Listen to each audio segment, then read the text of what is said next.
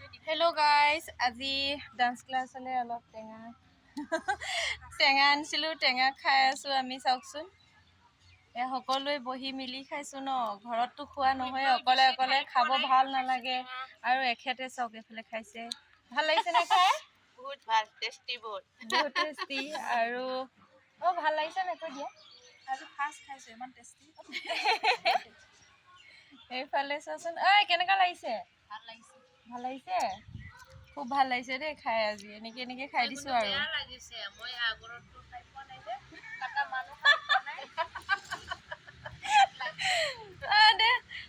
তেখেতে কাটি আছে, খাবলৈ পোৱা নাই।